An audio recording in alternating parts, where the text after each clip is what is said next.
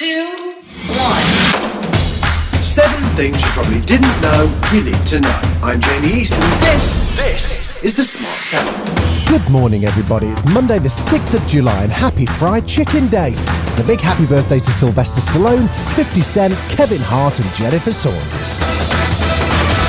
7. Over the weekend, the pubs of England unlocked with scenes of crowded streets and a severe lack of social distancing, particularly in London's Soho. And late last night, the government finally responded to crisis in the arts with funding announced by Rishi Sunak of £1.5 billion to go to keeping theatre and the arts afloat, but with no timeline for when venues might reopen.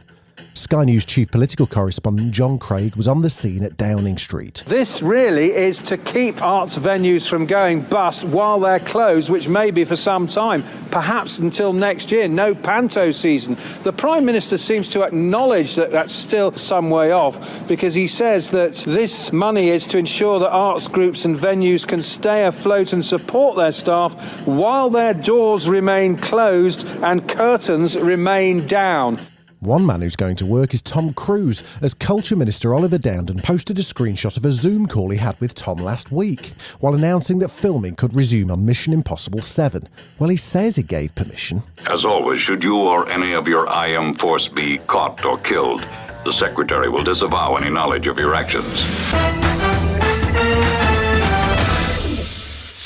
It was the 4th of July weekend in the United States, and they'd normally be celebrating Independence Day. But with coronavirus deaths continuing to rise and Black Lives Matter protests continuing across the states, Donald Trump turned up at Mount Rushmore to give a dark and gloomy speech, warning his right-wing base of threats from the left. We are now in the process of defeating the radical left, the Marxists, the anarchists, the agitators, the looters, and people who, in many instances, have absolutely no clue what they are doing. It wasn't his finest hour in terms of speech delivery either. This is the very definition of totalitarianism, and it is completely alien to our culture and to our values, and it has absolutely no place in the United States of America.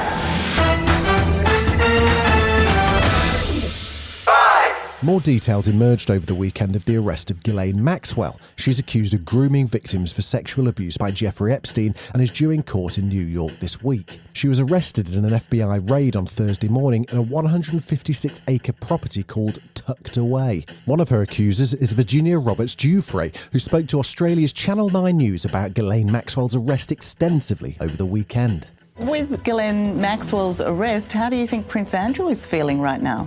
Oh, Prince Andrew should be panicking at the moment because Ghislaine doesn't really care about anyone else but Ghislaine.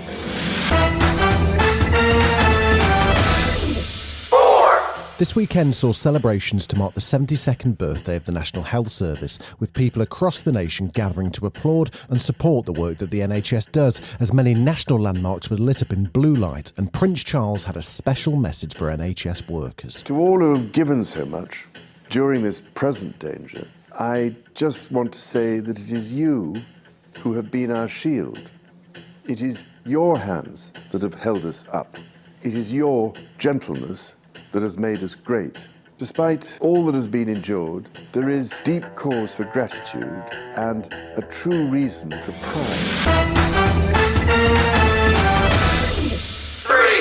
It was a busy weekend for the Premier League, with new champions Liverpool beating Aston Villa, Man City losing to Southampton, and Man United winning 5-2 with 2 great goals from 18-year-old striker Mason Greenwood.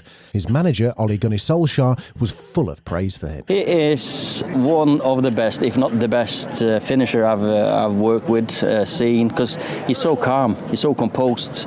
It doesn't, if that's on the playground or at Carrington on the training ground or back home in the garden, he knows where to finish, to how to score a goal, and it doesn't matter if there's 75,000 fans here at Old Trafford or no one, because that's just what he does.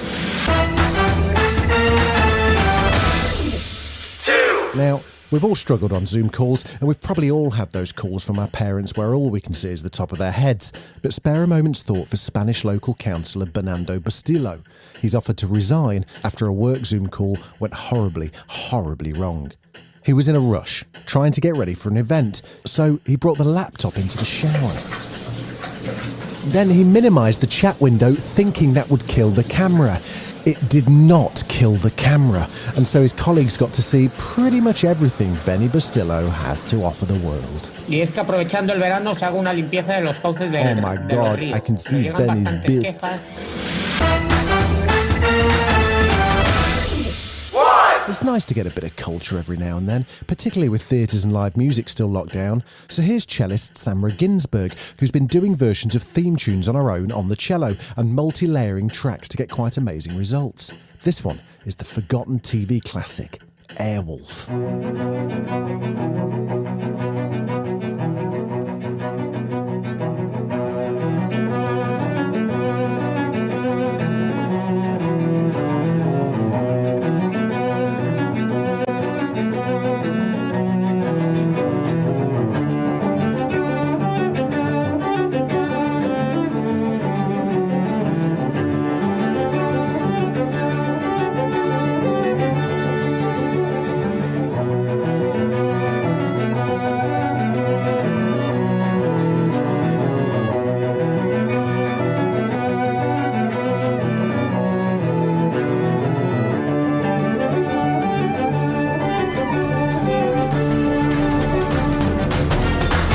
This has been the Smart 7. We've got an Alexa skill now. All you've got to do is enable us and then just say, Alexa, play the Smart 7. We're back tomorrow at 7. Please like and subscribe wherever you get your podcasts.